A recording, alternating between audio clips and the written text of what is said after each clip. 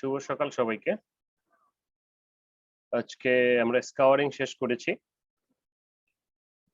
Lecture 7 bleaching এ যাব।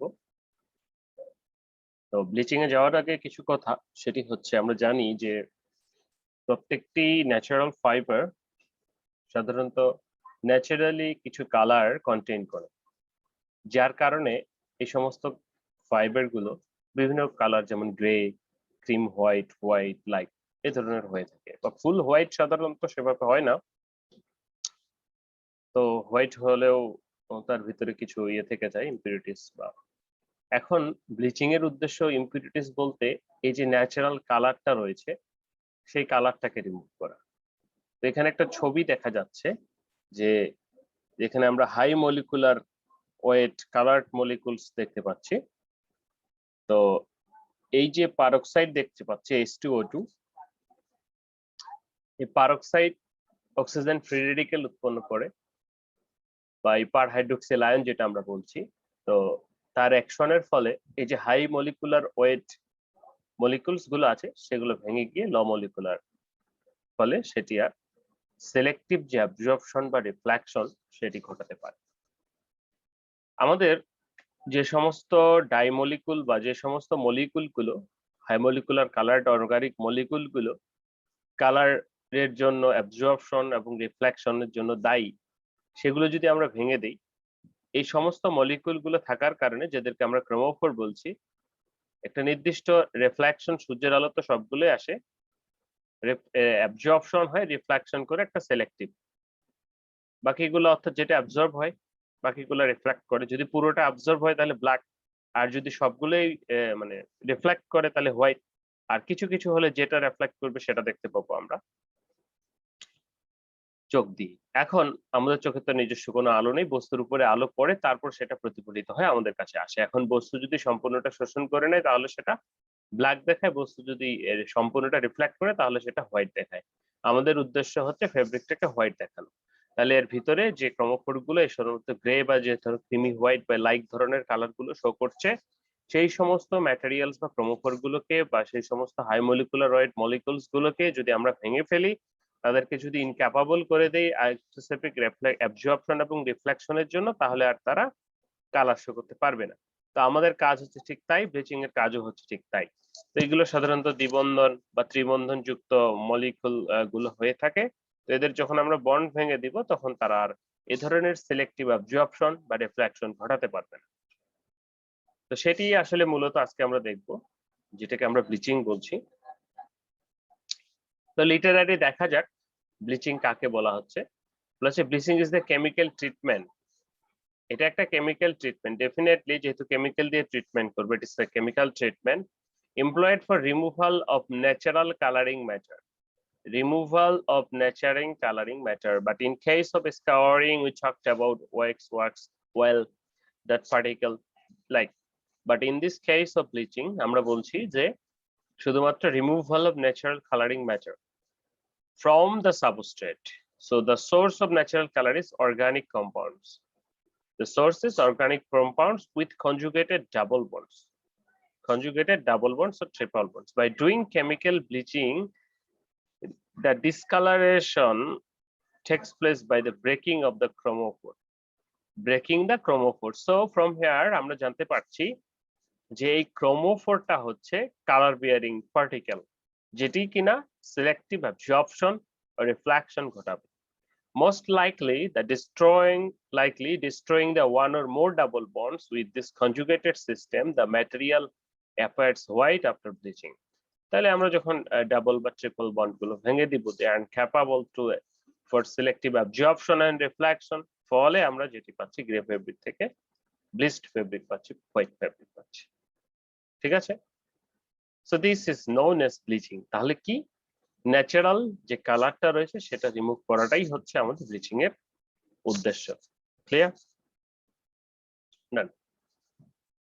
Next আমরা যদি নেক্সট স্লাইড দেখি, যে আমরা প্রাইমারিলি ব্লিচিং কাকে বলে এটা হোপফুলি বুঝে গেছি ডেফিনেশনটা। তো উদ্দেশ্যটা কি ব্লিচিং এর, মানে আমরা কেন ব্লিচিংটা করব, এই ন্যাচারাল কালারটাকে কেন রিমুভ করব। বলা হচ্ছে by removing natural color and impurities to increase the degree of whiteness of the textile material. তাহলে আমরা যদি কালারটা রিমুভ করি, তাহলে কালার রিমুভ করলে এটি হোয়াইট হবে স্বাভাবিকভাবেই। তো হোয়াইট করার উদ্দেশ্যে করে থাকি আমরা। যে কাগজ বা এগুলো হোয়াইট কাগজ, এগুলো কিন্তু ব্লিচ করে করা, অর্থাৎ এখানকারও যে কালার গুলো, ন্যাচারাল কালার গুলো ছিল সেগুলো কিন্তু রিমুভ করা। To make the textile goods to be suitable for dyeing and printing with paler bright shade. তো যে কোনো শেডে ডাইং করার জন্য আমরা ব্লিচিং করে থাকি সাধারণত, তবে ডার্ক শেডের ক্ষেত্রে আমরা ব্লিচিং করি না, কারণ আমরা যদি 3% বা এই ধরনের ডার্ক শেড করি তাহলে সেই কালারটাই কিন্তু ছাপিয়ে উঠবে। সো ওই গ্রে কালারটা যেটা ভিতরে থাকবে সেটা এতটা দেখা যাবে না। তো বাট যখন তোমরা লাইট কালার করবা, খুবই পেল কালার বা লাইট একবারে খুবই হালকা কালার, তখন কিন্তু আসলে তোমাদের এই ঝামেলাটা হবে, অর্থাৎ স্কাওয়ারিং ব্লিচিংটা যদি না করো তাহলে ভিতরে কালারটা অ্যাপিয়ার হবে। For this reason pale and bright কালারের ক্ষেত্রে আমরা সাধারণত ব্লিচিং করে থাকি। Okay, to follow the adding optical brightness agent process for super white. আমরা কিছু কিছু ফেব্রিক দেখি না অনেক সাদা, মানে একবারে অনেক সাদা, তো সেটা যদি আমরা ফ্লোরোসেন্ট লাইটের, ইউভি লাইটের নিচে নেই তাহলে দেখা যাবে সেগুলো জল জল করছে, অর্থাৎ ফ্লোরোসেন্ট বা এই ধরনের অপটিক্যাল ব্রাইটেনিং এজেন্ট আমরা ইউজ করছি, সেটাকে অনেক সময় ফ্লোরোসেন্ট বলা হয়ে থাকে। তো সেটার কাজ কি, আমরা সেদিন বলেছিলাম যে ব্লুর যে কাজটা আমাদের যে 380 থেকে 480 বা 320 বা 40 থেকে 480 পর্যন্ত যে রেঞ্জ, 380 থেকে 420, এই রেঞ্জের বাইরে যে আলোক রশ্মিগুলো আছে সেগুলাকে ধরে আমাদের মনে করো ভিজিবল রেঞ্জের ভিতর দিয়ে পাস করে দিচ্ছে, ফলে বস্তুটা কিন্তু আরো ব্রাইট লাগছে। তো এই অপটিক্যাল ব্রাইটেনিং এজেন্ট আমরা করতে পারি, এর খুবই প্রচুর ব্যবহার আমাদের ইয়েতে রয়েছে, ফ্যাক্টরি গুলোতে। Bleaching agent may be ochre damage of textile products, তো এটি ঘটাতে পারে। So bleaching minimum fibre damage, যেহেতু একটা অ্যাকশন, এটি কিন্তু ড্যামেজ করছে, কালার থেকে আস্তে আস্তে বাকিগুলো ড্যামেজ করবে। ঠিক আছে, তাহলে অবজেক্টিভসটা হচ্ছে ফেব্রিকটাকে সাদা করা। অনেক সময় বায়ার নিজেও এই ধরনের সাদা চেয়ে থাকে, যেমন H&M এর 110, 111, এটা হচ্ছে তাদের কোড, তারা এটা দিয়ে সাদা ফেব্রিক নেয়। 09909 না কি ভুলে গেছে, অনেকদিন প্র্যাকটিস নাই, ফ্যাক্টরিতে নাই, ওটা হচ্ছে ওদের ব্ল্যাক। তো বিভিন্ন প্রকার কোড থাকে। তো সাধারণত এই ধরনের হোয়াইট কাপড় তারা নেয়। তো হোয়াইট কাপড়ের একটা প্রবলেম হচ্ছে যে সেটা আবার ইয়েলো হয়ে যায়, সেটা প্রোটেক্ট করতে হয়। অথবা অনেক সময় ব্রাইটেনিং এজেন্ট সারা চায়, আবার এক সময় বলে যে ব্রাইটেনিং এজেন্ট সহ দেন, like the cases you will face in your future. So this objectives of bleaching, উদ্দেশ্য তাহলে কি আমরা সাদা করব। So mechanism of bleaching, basically mechanismটা কি আমরা যদি দেখি, বলা হচ্ছে the mechanism of bleaching is very complicated and not completely understood. আচ্ছা, এতটা কমপ্লিট জটিল হওয়ার কিন্তু কোনো কারণ নেই। In one opinion is that color producing agent in natural fiber, Sunny bolo, Sunny, you raise your hand.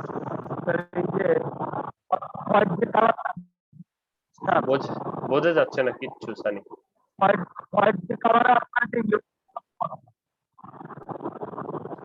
ওর কথা কেউ বুঝতে পেরেছো? Sunny, you can text, message করতে পারো।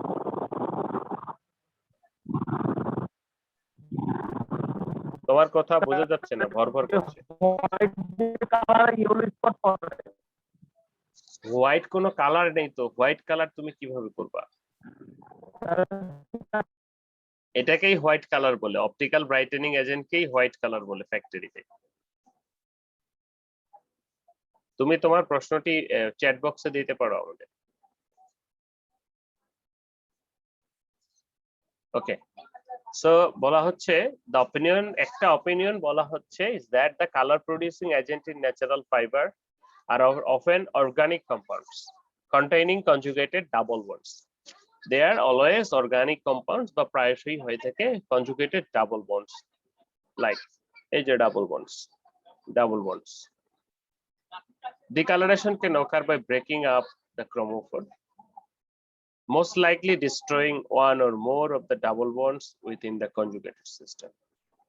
কি হয় বলা হচ্ছে Decoloration can be occur by breaking up the chromophore. Chromophore ভেঙে এটি সাধারণত ওই যে বললাম এই যে ডাবল বন্ডটা যখন ভেঙে যাবে তখন so the conjugative system এটা একটা মতামত the bleaching agents either oxide or reduce the color matter, that's why whiteness obtained is permanent nature, and primitive bleaching expose the fabric onto sun light sharp and oxidation catalyst. প্রথমের দিকে সাধারণত ওই যে সূর্যের আলোতে রেখে ফ্যাকাশে করে নেওয়া হতো। তো আলটিমেট যে ঘটনাটা আমরা এটা একটা ক্রমফোর দেখছি যে কার্বন কার্বন ডাবল বন্ড, এই কার্বন কার্বন ডাবল বন্ড ভেঙে সিঙ্গেল বন্ড হয়েছে, ফলে এখানে আর এই কালারটা শো করে না। ঠিক আছে, অর্থাৎ স্পেসিফিক যে অ্যাবজর্পশন বা রিফ্লেকশন সেটি হয় না, যার কারণে আমরা বস্তুটিকে সাদা দেখি। ওকে ওকে নাও আশা করি মেকানিজমটা বোঝা গেছে। অর্থাৎ কালার যে বস্তুগুলো প্রডিউস করে তারা কি একটা স্পেসিফিক অ্যাবজর্পশন বা রিফ্লেকশন ঘটায়, এই স্পেসিফিক অ্যাবজর্পশন বা রিফ্লেকশনটাকে যদি না ঘটায় তাহলে কিন্তু হয়ে গেল আমরা তাহলে কোনো আলো বা সব আলোয় প্রতিফলিত হচ্ছে, কোনো আলো অ্যাবজর্ব করতে পারছে না, তাহলে বস্তুটি সাদা হবে। ওকে, ব্লিচিং এজেন্ট, আমরা বিভিন্ন প্রকার ব্লিচিং এজেন্ট পেয়ে থাকি, অর্থাৎ যে বস্তুটাই এই ডাবল বন্ড গুলো ভাঙতে সক্ষম হবে সেগুলো দিয়ে আমরা করতে পারবো, কারণ আমাদের তো সাদা করা দরকার। তো সেটার ভিতরে আমরা যদি দেখি অক্সিডাইজিং এজেন্ট ইউজ করা যেতে পারে, রিডিউসিং এজেন্ট ইউজ করা যেতে পারে, এবং অধুনা এনজাইমেটিক ব্লিচিং ও ফ্যাক্টরিতে শুরু হয়েছে। অক্সিডাইজিং ব্লিচিং এজেন্টের ভিতরে যদি আমরা বলি যে কি কি আমরা ইউজ করতে পারি, পারক্সাইড সিস্টেম একটা বলা হচ্ছে, একটা ক্লোরিন সিস্টেম বলা হচ্ছে। আমরা ওই যে ব্লিচিং পাউডারের নাম শুনেছি বোধহয়, তাই না? যখন কুরবানির পরে এই পরিষ্কার করতে বা ইত্যাদি করতে পানির পরিষ্কার করতে ব্লিচিং পাউডার দিয়ে থেকে বিভিন্ন পুলে, ওই যে যেখানে আমরা ওয়াটার পুল গুলোতে যাই, ওয়াটার রিসোর্ট গুলোতে যাই, তারাও কিন্তু এই ধরনের ব্লিচিং পাউডার দিয়ে থাকে। কেন? এই ব্লিচিং পাউডারটা পানিটাকে স্বচ্ছ করে তোলে, আর যখন পুলের পানি স্বচ্ছ দেখাবে তখন তো আমাদের স্বাভাবিকভাবে একটু ভালো লাগবে। যাই হোক, এটা তাদের। তো এক কাহিনীটা হচ্ছে এখানকার যে ব্লিচিং অ্যাকশন বা এই যে ব্লিচিং পাউডারের যে ওসিএল আয়ন, এটা সাধারণত এগুলোর সাথে বিক্রিয়া করে। তো আমরা একটু দেখি পারক্সাইড সিস্টেমের ক্ষেত্রে হাইড্রোজেন পারক্সাইড সর্বোচ্চ এখন পর্যন্ত ব্যবহৃত হয়। Potassium permanganate, sodium peroxide, ozone peracetic acid, potassium dichromate, এগুলো ইউজ করা যেতে পারে বা ইউজ করা হয়, রিসার্চ বেসড বা করা হয়েছে, এগুলো দিয়েও ব্লিচিং করা যায়। ক্লোরিন সিস্টেমের ক্ষেত্রে calcium hypochlorite, sodium hypochlorite, sodium chloride, potassium chloride এবং ব্লিচিং পাউডার। তো এটা দিয়ে করা হতো আগে, কিন্তু এটার কিছু ডিসঅ্যাডভান্টেজ থাকার কারণে এখন হাইড্রোজেন পারক্সাইড দিয়ে ম্যাক্সিমাম যে ব্লিচিং গুলো সেগুলো করা হয়। Reducing bleaching agent, reducing bleaching এজেন্টের ভিতরে যদি আমরা দেখি কি বলা হচ্ছে,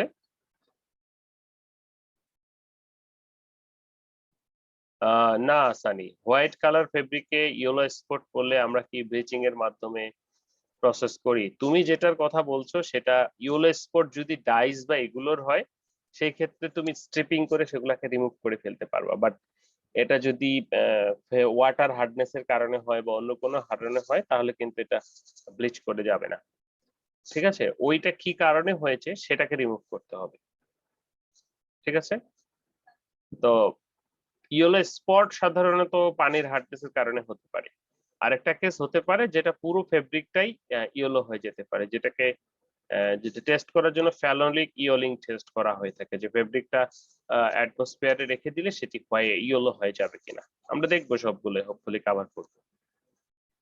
ওকে, তো রিডিউসিং এজেন্টের ভিতরে zinc dust, stannous chloride, ferrous sulphate, sulphur dioxide, sodium bisulphate, hydrogen sulphide, hydrogen sodium sulphide, formaldehyde, sodium sulphide, hydrogen carbon, আমরা এগুলো ইউজ করতে পারি। এরপরে আসে আমরা এনজাইমেটিক ব্লিচিং। আমরা এনজাইমেটিক স্কাওয়ারিং করেছি সবাই, না ভুলই মনে আছে। এনজাইমেটিক স্কাওয়ারিং এর কথা হলো যে এনজাইম দিয়ে স্কাওয়ারিংটা হবে, তাহলে ঠিক একইভাবে এনজাইমেটিক ব্লিচিং এর কথাটা হচ্ছে এই যে ডাবল বন্ডটা বা এই যে পার্টিকেলটাকে ডিঅ্যাক্টিভেট করে দেওয়া বা পার্টিকেলটার যে অ্যাবজর্পশন ক্ষমতা সেটাকে রিমুভ করে বা ইনঅ্যাক্টিভ করে দেওয়ার ক্ষমতা, যেটি এনজাইম দিয়েও কিন্তু আমরা করতে পারি। বলা হচ্ছে যে এনজাইমস আর new category bleaching agents. They are used in textile, paper, pulp, bleaching as well as for the home laundry.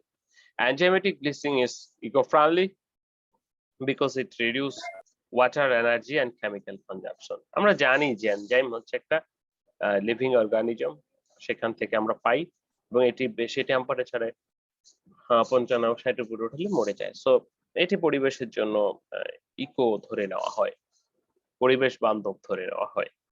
তাহলে আমরা কতগুলো মেথড দেখলাম। First of all oxidising agent, তার ভিতরে peroxide system, chlorine system, secondly reducing agent and thirdly enzymatic bleaching.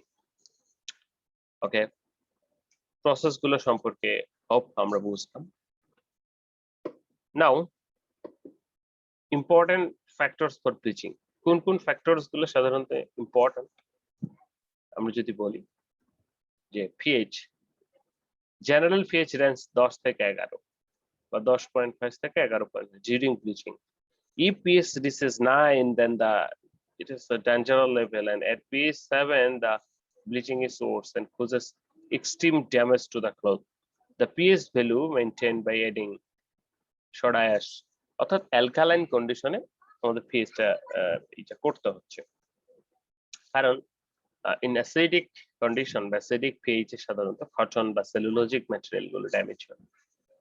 Temperature বলা হচ্ছে the suggested temperature for hypochlorite bleaching, যেটা chlorine সিস্টেমে 37 থেকে 40 degree centigrade, and general reaction is accelerate with increased temperature. Temperature বাড়ালে সাধারণত এটা বাড়ে। পারক্সাইডের ক্ষেত্রে তাই, টেম্পারেচার বাড়ালে বিক্রিয়ার গতি বাড়ে, কেমিস্ট্রিতে আমরা পড়েছি। ওকে, ওয়াটার কোয়ালিটি, ওয়াটার কোয়ালিটি বলা হচ্ছে water of bleaching should be soft, even hard water can be use, বলা হচ্ছে even hard water can be use but should free calcium, ferrous এগুলো থেকে মুক্ত থাকতে হবে। অর্থাৎ এই জন্যই কিন্তু আমাদের ফ্যাক্টরিতে ওয়াটার ট্রিটমেন্ট প্লান্ট, সানি যেটা বলবা ইয়েলো স্পট পড়ে, সেই কারণে কিন্তু পড়ে, আমরা কিন্তু ওই চ্যাপ্টারে দেখেছি। ইফেক্ট অফ মেটালস বলা হচ্ছে the bleaching equilibrium should made of stainless steel to avoid the catalytic degradation of cellulosic and presence of copper and iron.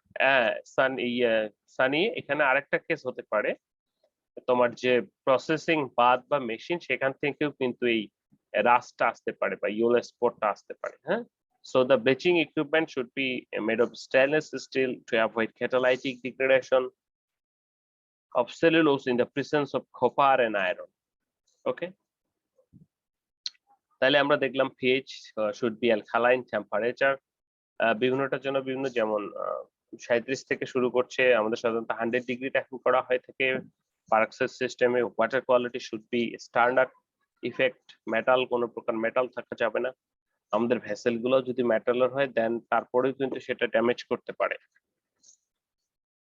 Okay, then if you talk about the substrate preparation, substrate প্রিপারেশনের কথা যদি আমরা বলি, তাহলে আমাদের যে substrate গুলো preparation করতে হবে, pre-squat in presence of chelating agents, should be free from rust, spores, traces, metallic impurities when bleaching with hypochlorites.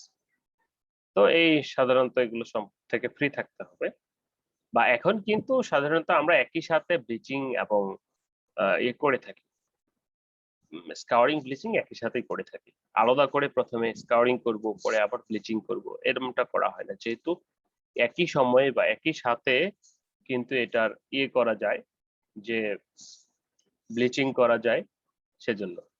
ঠিক আছে, দেন ব্লিচিং টাইম বলা হচ্ছে the time factor depends on the following consideration. Concentration কতগুলো রাখবো, pH value, degree of whiteness, type of machine used in bleaching, কি পরিমাণ degree মানে machine use করা হচ্ছে, কি ধরনের, সেটির উপরে। তাহলে কনসেন্ট্রেশন, তারপরে আসতেছে পিএইচ ভ্যালু, কতটুকু ডিগ্রি অফ হোয়াইটনেস আমরা চাই সেটি, তারপরে হচ্ছে যে কি ধরনের মেশিন ইউজ করবো সেটির উপর। সো রাফলি ফর নরমাল মেশিন আমরা 2 থেকে 3 hour is required to complete bleaching process. ফ্যাক্টরিতে সাধারণত 30 মিনিট, 40 মিনিট, 1 ঘন্টার মধ্যে করে ফেলে bleaching process. Antichlorine proper neutralization treatment should be followed by the proper wash, removal of weak hypochlorite bleaching process. তো এই যে বলা হচ্ছে অ্যান্টিক্লোর ট্রিটমেন্ট, তো আমরা যদি হাইপোক্লোরাইড এজেন্ট দিয়ে বা হাইপোক্লোরাইড কন্টেইনিং কেমিক্যাল হাইপোক্লোরাইড সিস্টেমে ব্লিচিং করে থাকি, তো সেই ক্ষেত্রে হাইপোক্লোরাইড আয়নটা থেকে যায়। অথবা যদি হাইড্রোক্সাইড সিস্টেমেও পার হাইড্রোক্সাইড অর্থাৎ হাইড্রোক্সাইড দিয়েও যদি আমরা করে থাকি, সেক্ষেত্রেও কিন্তু হাইড্রোক্সাইড আয়নটা থেকে যায়। ফলে এরা কিন্তু পরবর্তীতে ঝামেলা করে, তাই এদের কিন্তু রিমুভ করতে হয়। সেজন্য এন্টিক্লোর ট্রিটমেন্ট অথবা পারক্সাইড কিলার যেটা আমরা বলছি ইউজ করে এদের রিমুভ করা হয়। তো এন্ড প্রপার নিউট্রালাইজেশন, যেটা পিএইচ অ্যালকালাইন আছে, তাহলে এই পিএইচটাকে অ্যালকালাইন পিএইচ থেকে সেটাকে নিউট্রাল করতে হবে, সেজন্য সেটি নিউট্রালাইজেশন করতে হয়। ওকে, আর কিছু রয়েছে যেটি আমরা পরের স্লাইডে দেখব। বলা হচ্ছে ব্লিচিং প্রসেস। তো আমরা 3 প্রকার ব্লিচিং প্রসেস কথা জানছি। মোস্ট কমন, একই সাথে এনজাইমেটিক রয়েছে। এখানে মোস্ট কমন যে 3 প্রকার সেটা হচ্ছে হাইপোক্লোরাইড ব্লিচিং, হাইড্রোক্সাইড বা hydrogen peroxide bleaching, sodium chloride bleaching. এই 3 প্রকার সাধারণত করা হয়ে থাকে। 100% কটন, 100% কটনে 100% only is for special একটা polyester and cotton blend. Sodium chloride ব্লিচিংটা এটা একটু স্পেশালি ব্লিচ প্লেস ফেব্রিকের ক্ষেত্রে করা হয়, ব্লেন্ড ফেব্রিকের ক্ষেত্রে। তাহলে সবচেয়ে বেশি করা হয় হাইড্রোজেন পারঅক্সাইড যেটা সেটা। তো চলো দেখি।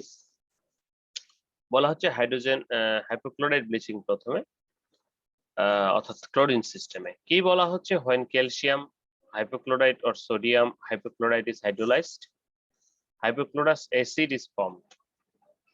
কি বলছে, when calcium hypochlorite or sodium hypochlorite, যে কোনো একটা হতে পারে, হাইপোক্লোরাইড হাইড্রোলাইজ মানে পানি দিয়ে হাইড্রোলাইজড হবে, তখন কি হবে, তখন বলা হচ্ছে যে এটা যাচ্ছে না কেন, বলা হচ্ছে হাইপোক্লোরাইড আয়ন কি ফর্ম করবে, hypochlorous acid is form, which is ionized under a certain condition give hypochlorous ion. This hypochlorous ion which are responsible for bleaching action। একটু ভালো করে আমরা দেখি কি বলছে।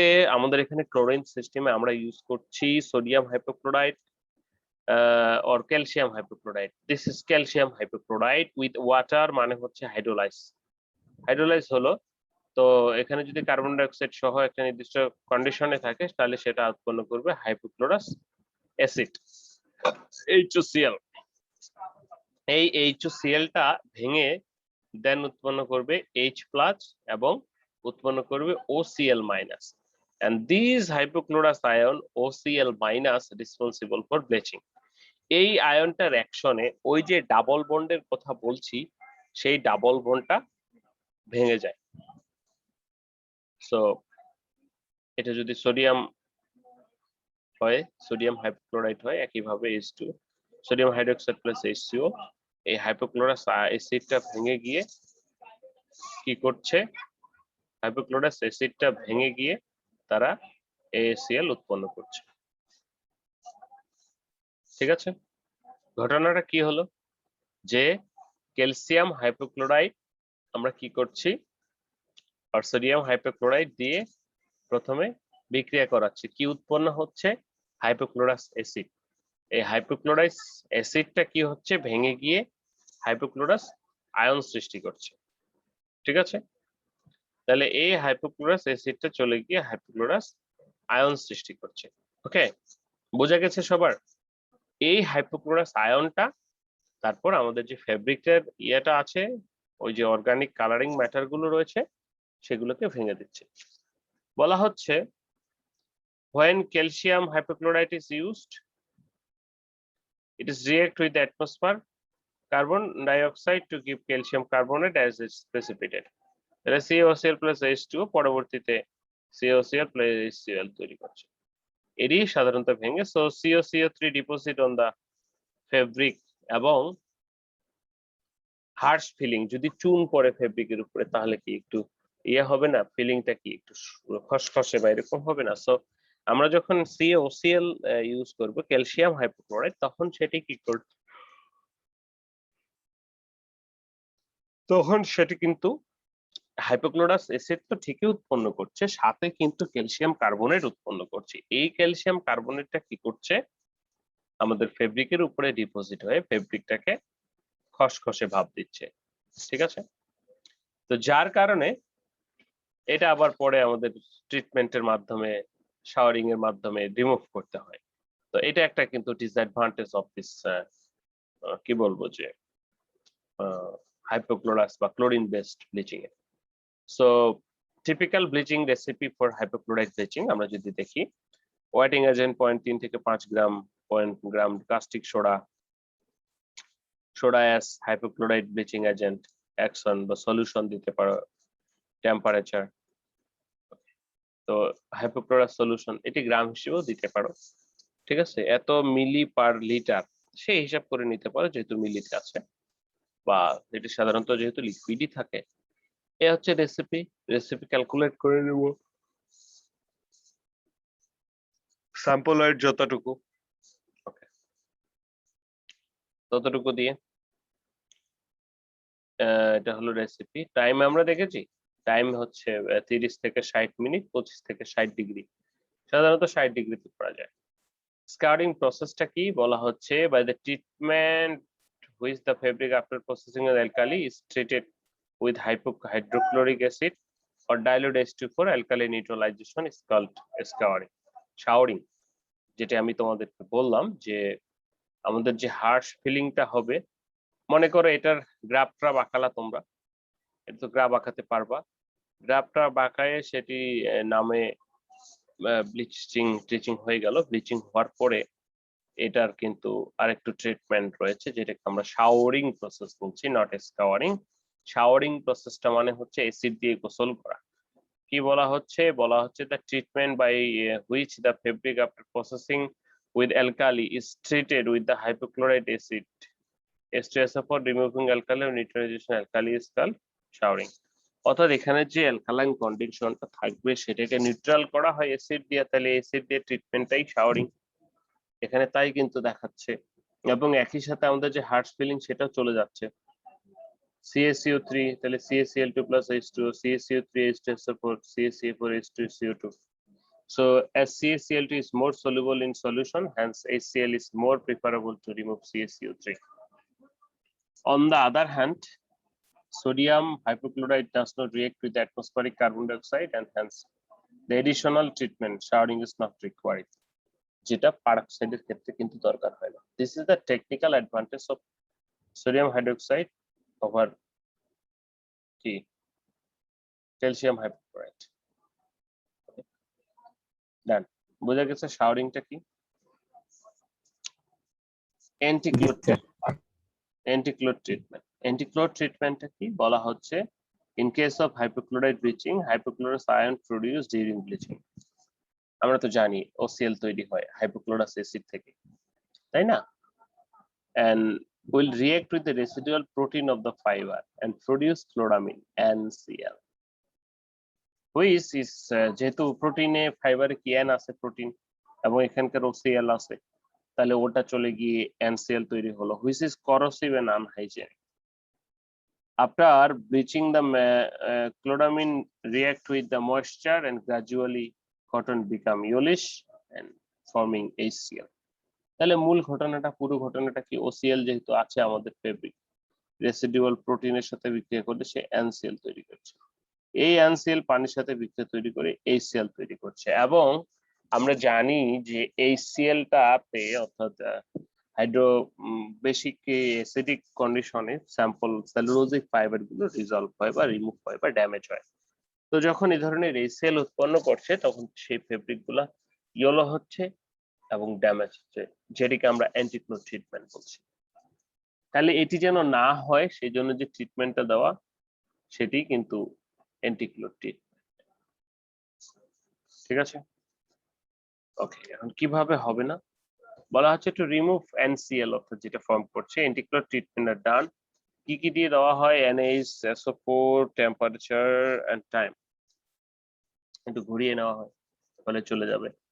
অ্যাডভান্টেজটা কি বলা হচ্ছে, cheapest variety of machine can be used, large batches fabric can be produced, simple chemical, okay use করা হয়। Disadvantage of the hypochloride bleaching এর কি ডিসঅ্যাডভান্টেজটা বলা আছে? Danger damage to the fabric due to the additional lowering of pH, যেহেতু একবারে ইয়েতে কাজ করা হয় লো পিএইচ এ, সেটা ঝামেলা করে। The process is slow and carried at low temperature and therefore dilute to integrate into a rapid continuous operation. That is the danger of yellowness and relative yellownesssটাই এটাই সবচেয়ে ঘটেছে, অর্থাৎ রেসিডিউয়াল যদি এই যে সিএলটা থেকে যায় সেটা ক্লোরিনের সাথে বিক্রিয়া করে রোডামিন রিঅ্যাকশন যাকে আমরা বলছি। ওকে, এরপরে তাহলে আমরা প্রথমে দেখলাম সোডিয়াম অর্থাৎ হাইপোক্লোরাইড ব্লিচিং। তা হাইপোক্লোরাইড ব্লিচিং এর মূলনীতি হচ্ছে যে সেখানে ক্যালসিয়াম হাইপোক্লোরাইড অথবা সোডিয়াম হাইপোক্লোরাইড ইউজ করা হয়, এটি পানির সাথে বিক্রিয়া করে এবং কেননা সে হাইপোক্লোরাস অ্যাসিড উৎপন্ন করে। এই হাইপোক্লোরাস অ্যাসিডটা পরে বিক্রিয়া করে বা ভেঙে গিয়ে উৎপন্ন করছে হাইপোক্লোরাস আয়ন। এই হাইপোক্লোরাস আয়নটা কি করছে, আমাদের ফেব্রিকের যে ডাইপার্টিকেলটা আছে সেটা ভেঙে ফেলছে। ভেঙে ফেলার পর সেই ফেব্রিকটা আবার ডাইপার্টিকেল গুলোকে যখন অর্থাৎ তার ভিতরে যে কালারিং পার্টিকেল গুলোকে ভেঙে যাচ্ছে তখন ফেব্রিকটা সাদা হচ্ছে। ঠিক আছে, এটাই ছিল মূল প্রসেস। তো এটার উপরে আবার ক্যালসিয়াম হাইপোক্লোরাইড ইউজ করলে আমরা এটার উপরে আবার খসখসে হার্শ ফিলিং ফলে দেখা যাচ্ছে যে এটার উপর হার্শ ফিলিং করতেছে এবং একই সাথে সেখানে ইয়ে করতেছে, হার্শ ফিলিং এর সাথে সাথে ওই যে ইয়ে জমা হচ্ছে, ফলে সেটাকে রিমুভ করা দরকার, অ্যালকালাইন কন্ডিশন। তো সেটিকেও রিমুভ করার জন্য এবং এটি রিমুভ করার জন্য আমরা সাধারণত অ্যান্টিক্লোর বা একটা শাওয়ারিং ট্রিটমেন্ট করে থাকি, অর্থাৎ অ্যাসিড দিয়ে ট্রিটমেন্ট। এরপরে সাধারণত আমরা অ্যান্টিক্লোর ট্রিটমেন্ট করে থাকি, ঠিক আছে, যেন কোনোভাবেই এটি ড্যামেজ না হয়। অ্যাডভান্টেজটা কি? Cheapest variety of machine can be used, large batches of fabric can be process simple, ঠিক আছে, কেমিক্যালের মাধ্যমে। এই যে চারটা অ্যাডভান্টেজ। ডিসঅ্যাডভান্টেজের ভিতরে যদি আমরা বলে যে danger of damaging the fabric due to accidental lowering of pH, টুপ করে কমে গেলে খবর আছে। প্রসেস ইজ ল এন্ড, তো কমে গেলে অ্যাসিড উৎপন্ন হবে, অ্যাসিড বেশি উৎপন্ন হয়ে এটা নষ্ট হয়ে যাবে। ঠিক আছে, পিওরলি শার্পন স্টোরেজ, এটি কিন্তু আরো বড় একটা প্রবলেম, যে আমরা যখন রেখে দিচ্ছি তখন সেটা ইয়ে করছে, প্রচুর পরিমাণে ইয়ে ঘটাচ্ছে। ওকে, এটা ছিল। সেকেন্ডলি আমরা যদি যাই, সেটি হচ্ছে হাইড্রোজেন পারঅক্সাইড। হাইড্রোজেন পারঅক্সাইডে আমরা পরে যাব। তাহলে এতটুকু আমরা যতটুকু দেখলাম যে প্রথম থেকে আমাদের ব্লিচিংটা কি, ঠিক আছে। তাহলে ব্লিচিংটা আমরা যেটা দেখলাম যে আমাদের ন্যাচারাল যে কালারিং ম্যাটার গুলো আছে সেই ন্যাচারাল কালারিং ম্যাটার গুলো রিমুভ করা, যার কারণে ফেব্রিকটা যেন হোয়াইট হয় এবং একই সাথে অন্যান্য যে সমস্ত পেল কালারে আমরা ডাইং করে থাকবো সেটিকে যেন রিমুভ করা যায়, মানে রিমুভ না, ডাইং করার জন্য উপযোগী করা যায়। এরপরে যদি আমরা বলি, উদ্দেশ্য তো বলেই দিলাম। এরপরে মেকানিজম অফ ব্লিচিং এর কথা যদি আমরা বলি, যে ব্রেকডাউন অফ দ্য ক্রোমোফোরটা ভেঙে ফেললে দেন কিন্তু আমরা এটা ইয়ে করতে পারি, অর্থাৎ ক্রোমোফোরটা ভাঙাই কিন্তু আসল কথা। ক্রোমোফোর ভাঙলে কিন্তু কোনো কালার শো করবে না। এখন এই ক্রোমোফোর ভাঙার জন্য আমরা বিভিন্ন কেমিক্যালের দ্বারস্থ হচ্ছি, ঠিক আছে। তার ভিতরে আমরা দেখতে পাচ্ছি hydrogen peroxide system, chlorine system, তার মধ্যে হাইড্রোজেন পারঅক্সাইড সবচেয়ে পপুলার, সোডিয়াম হাইপোক্লোরাইড, এগুলো। ওকে, কিছু রিডিউসিং ব্লিচিং এজেন্ট আছে, কিছু জং, তারপরে হচ্ছে এনজাইম রয়েছে, ঠিক আছে। এটা কিছু ফ্যাক্টর বা কন্ডিশনস রয়েছে, pH, temperature, water quality, effect, metal, substrate preparation, bleaching time. এরপরে প্রকারভেদ আমরা হাইপোক্লোরাইড ব্লিচিংটা দেখলাম, যে হাইপোক্লোরেশিয়াম অথবা ম্যাগনেসিয়াম অথবা সোডিয়াম হাইপোক্লোরাইড কি করছে, হাইপোক্লোরাস আয়ন উৎপন্ন করছে। হাইপোক্লোরাস আয়নটা দেন কি হচ্ছে, ফাইবার যে কালারটা সেটাকে ড্যামেজ করছে। তো সেটি কিন্তু রেসিডুয়াল থেকে যাওয়ার কারণে শাওয়ারিং ট্রিটমেন্ট এবং অ্যান্টিক্লোর ট্রিটমেন্ট আমাদের করতে হচ্ছে। শাওয়ারিং ট্রিটমেন্টটা হচ্ছে শুধুমাত্র আমাদের যে নিউট্রাল করতে হবে এবং সারফেসের উপরে যে ক্যালসিয়াম কার্বনেট গুলো বসে গেছে সেগুলোকে সরাতে হবে। সেজন্য ইয়ে প্রয়োগ করা হয়, শাওয়ারিং অর্থাৎ অ্যাসিড। অ্যান্টিক্লোর ট্রিটমেন্টের ক্ষেত্রে আমাদের যে রেসিডুয়াল ওসিএল রয়েছে সেটা তার প্রোটিনের সাথে বিক্রিয়া করে এইচসিএল উৎপন্ন করে এবং ফেব্রিকের ইয়েলোনেস ঘটায় এবং ফেব্রিকটাকে ড্যামেজ করে দেয়, ঠিক আছে। ওকে, এখানে তার অ্যান্টিকুলার ট্রিটমেন্টের রেসিপি দেওয়া আছে। তারপরে আমরা দেখতে পাচ্ছি অ্যাডভান্টেজ ডিসঅ্যাডভান্টেজ। তো এখনই কেটে যাবে, তোমাদের যদি কোনো প্রশ্ন থাকে বলো, আমরা আবার জয়েন করবো প্লিজ।